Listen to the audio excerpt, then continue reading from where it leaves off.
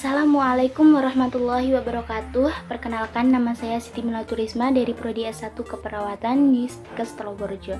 Nah, di sini kalian bisa manggil saya Risma ataupun Mila, bisa juga.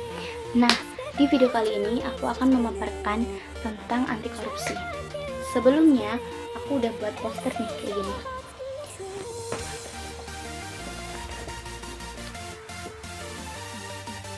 Oke, udah lihat kan? Nah, di poster ini aku memberikan 4 poin penting. Oke, yang pertama bisa dilihat kayak gini kan, bisa dibalik kayak gini. We can stop corruption. Artinya apa? Kita nih dapat menghentikan korupsi gitu. Nah, caranya bagaimana? Oke, yang pertama, tingkatkan pengetahuan masyarakat tentang hukum. Kemudian yang kedua, bersihkan aparatur hukum dari KKN, kolusi, korupsi, dan nepotisme. Kemudian yang ketiga yaitu tegakkan hukum tanpa tebang pilih. Artinya bagaimana? Artinya gini, hukum tidak hanya ditegakkan pada masyarakat kecil, oke? Tapi hukum bisa juga berlaku di pejabat pemerintah gitu. Nah, yang keempat, sosialisasi anti korupsi, baik itu di media massa ataupun media cetak gitu kan. Kayak yang saya lakukan saat ini, melalui bentuk video. Yang kelima yaitu hilangkan budaya menyuap dari masyarakat. Poin yang kedua, yang di tengah ini, yang lebar. Say no to corruption, start small. Artinya apa? Katakan tidak untuk korupsi, karena korupsi itu bisa dimulai dari hal-hal yang kecil. Nah, hal-hal yang kecil itu biasanya kan berasal dari diri sendiri nih. Nah, bagaimana sih caranya gitu? Bagaimana cara menghentikan korupsi gitu? Dari diri sendiri. Yang pertama, hilangkan rasa egois dari diri sendiri. Karena apa? Sikap mementingkan diri sendiri daripada orang lain itu dapat juga menciptakan suatu korupsi gitu. Yang kedua, tanamkan sifat jujur dalam diri sendiri. Jangan sekali-sekali berbohong. Karena apa? Sekali kalian berbohong akan menimbulkan kecanduan untuk melakukannya lagi gitu. Yang ketiga yaitu disiplin dan konsisten, itu juga harus ada dalam diri kalian sendiri. Oke. Poin yang ketiga. Ini. Bisa dilihat ya. Kami mahasiswa menolak korupsi.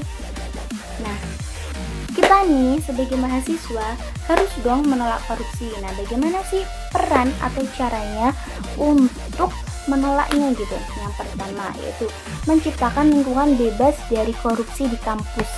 Kemudian yang kedua, memberikan pendidikan kepada masyarakat tentang bahaya melakukan korupsi. Yang ketiga yaitu menjadi alat pengontrol terhadap kebijakan pemerintah. Nah, poin yang terakhir atau yang keempat ini termasuk poin yang paling penting ya menurut aku. Nah, bisa dilihat di sini kan kecil-kecil kayak ini, kemudian kayak ini, kemudian kayak ini, pokoknya di sini yaitu tentang nilai-nilai anti korupsi. Nah, nilai-nilai anti korupsi itu kan banyak banget ya, ada 9 nilai. Gak mungkin nih kita harus hafal gitu. Bukan harus, emang harus hafal sih. Maksudnya kita kan gak mungkin hafal dalam waktu yang sekejap. Nah, ada cukupnya nih untuk hafalin nilai-nilai anti korupsi, yaitu Jupe, Mandi, Tangker. Artinya apa? Kejujuran. Nah, kejujuran dapat diwujudkan antara lain dapat berupa tidak mencontek saat ujian, tidak melakukan plagiarisme, kemudian dan tidak memalsukan nilai. Nilai kejujuran juga dapat diwujudkan dalam kegiatan kemahasiswaan. Misalnya, membuat laporan keuangan tentang kegiatan suatu kepanitiaan dengan jujur. Kemudian yang kedua, P, artinya kepedulian.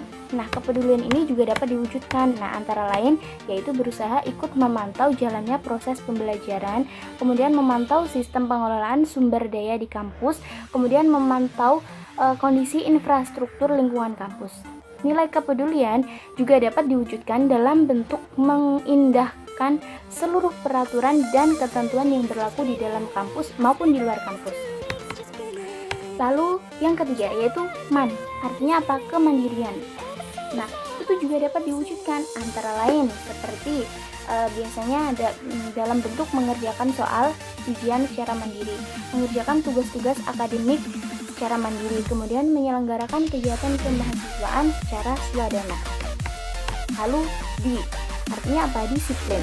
Kedisiplinan juga dapat diwujudkan antara lain dalam bentuk kemampuan mengatur waktu dengan baik, kemudian kepatuhan pada seluruh peraturan dan ketentuan yang berlaku di kampus, kemudian mengerjakan segala sesuatunya tepat waktu dan fokus pada pekerjaan. Lalu tang, artinya apa? Tanggung jawab. Nah, penerapan nilai tanggung jawab ini juga dapat diwujudkan gitu. Gini, dalam bentuk belajar sungguh-sungguh, kemudian lulus tepat waktu dengan nilai baik, kemudian mengerjakan tugas akademik dengan baik, kemudian menjaga amanah yang telah diberikan kepada kita gitu. Artinya apa? Kerja keras. Ini juga dapat diwujudkan gitu. Misalnya gini, dalam melakukan sesuatu menghargai suatu proses, bukan hanya melihat suatu hasil saja gitu. Lalu belajar dan mengerjakan tugas-tugas akademik dengan sungguh-sungguh. Lalu nah, kesederhanaan, misalnya hidup sesuai dengan kemampuan, hidup sesuai dengan kebutuhan, tidak suka pamer kekayaan dan sebagainya, tidak suka melebih-lebihkan sesuatu gitu. Lalu artinya berani, keberanian. Keberanian ini juga dapat diwujudkan nih. Gimana sih? Antara lain dalam bentuk berani mengatakan dan membela kebenaran, berani mengakui kesalahan, berani bertanggung jawab, dan lain sebagainya. Oke? Lalu sebedil gitu. Deal artinya keadilan gitu. Antara lain bisa juga dapat diwujudkan nih dalam bentuk selalu memberikan pujian tulus pada kawan yang berprestasi, memberikan saran perbaikan dan semangat pada kawan yang tidak berprestasi, tidak memilih kawan berdasarkan latar belakang sosial. Nah gitu. Oke, apakah ada pertanyaan? Kalau ada pertanyaan, tulis aja di kolom komentar. Thank you for watching. Mohon maaf apabila ada kesalahan kata ataupun yang kurang berkenan di hati kalian semua. Oke, saya Fidi Matrikman mengundurkan diri. Assalamualaikum warahmatullahi wabarakatuh. Thanks for watching. Dah.